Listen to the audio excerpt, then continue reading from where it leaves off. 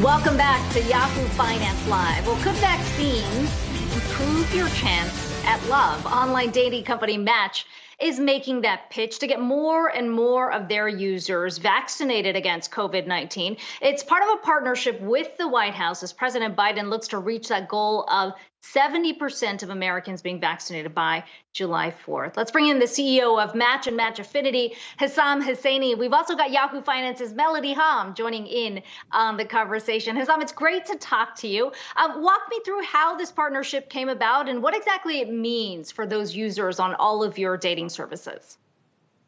Thanks so much for having me. So on Match, we're launching a vaccinated badge in partnership with the White House. That allows our members to disclose their vaccination status, and in exchange, they get a free perk on our platform. And it really started with, our belief that we have a platform that can actually have an impact here. And specifically, for a lot of us, seeing our peers get vaccinated could actually be a lot more effective than seeing a celebrity, for example, endorse vaccines.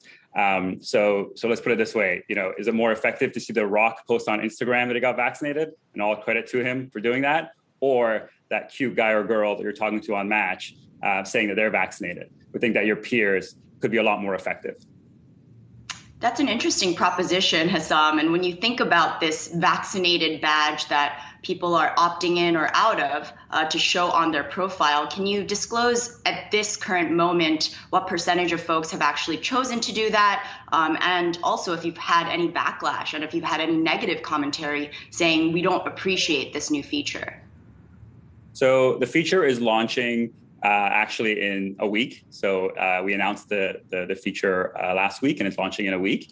And look, for us, it's really about user choice, and they can choose whether they want to disclose it or not. Again, this is not a person of authority, a celebrity, a doctor coming in saying you have to get vaccinated. It's really about our members choosing to disclose that. And we think that if enough do, that could have a positive impact on their peers and other singles on the platform.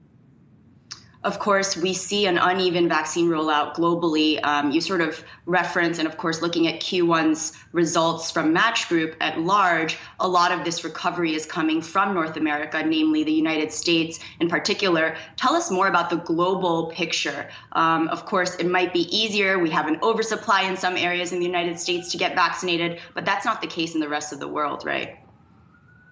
That's right. So we have a global footprint, and we are seeing different trends across different countries. The initiative that we announced with the White House is obviously a U.S.-focused initiatives, and those are the brands that I'm focused on. And our feature is launching in the U.S. for now, given in our current environment, we're seeing 50% of folks vaccinated, a lot more on our platforms. And we think that if members are able to disclose their vaccination status, that could go a long way. Hesam, it sounds like you're putting a lot of weight on the influence of some of the users on your platform if you're going to be comparing the cute guys or girls to The Rock. I appreciate that. I enjoy the confidence here. But when it comes to other enthusiasm you're seeing, other measures of kind of users' pent-up demand for getting out there on dates, we were talking to the CEO of Hinge, also discussing things that he's seeing on the platform as well to that point. What have you seen to back up the idea that people really want to get out there and start using platforms like these, not just to meet, but actually get out on dates? So, it's been a very interesting year this past year to be single. And we're actually seeing two parallel trends. So for some, the pandemic was really a moment of reflection. And as they're getting back out and starting to date, they're really looking for something meaningful. For others, it was a year with, frankly, a lack of intimacy. And they're looking for something more fun and just more casual dating this summer. And, when we saw those trends, our reaction at Match was, if you're looking for something casual, that's totally cool. Just don't come to Match. Match is built for meaningful relationships. And for those that are looking for that, we're here. If you want to get out there and date casually this summer, that's totally cool with us. Just come to us in 3 months when you're ready. I mean, how does the use case change, though? We were talking about this in our morning meeting today about whether, in fact, people are still going to go online to try and find the match and then meet in person now that they can. When you look across all of your brands, which platform do you see getting the biggest bump? So we've seen great results across the portfolio. You guys referenced our Q1 earnings. We saw 23% year-over-year growth in revenue. and our non-Tinder brands, including Match, as combined, saw a 30% growth year over year. At Match specifically, we saw a double-digit bump in user engagement when the pandemic first started. And in the last few months, as the country has opened up, we've seen an additional double-digit bump in stats like messaging on our platform. And again, as we look at the summer, we do think that we'll see additional tailwinds with users getting out there. And one of the interesting trends that we've noticed actually is with our video dating feature.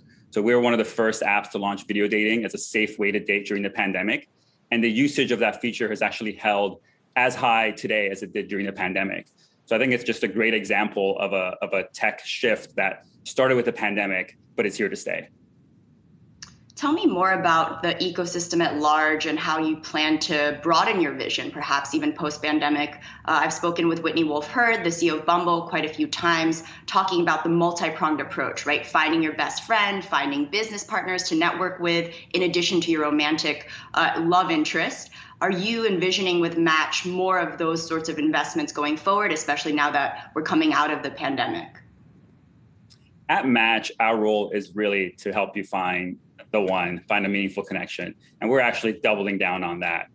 This summer, it is a mixed bag. Some are looking for casual, some are looking for a more serious relationship. But we actually predict that come the fall, we're going to see the biggest cuffing season ever. And Match's role will be even more important in the fall. And just in the last year, I've been at Match over a decade.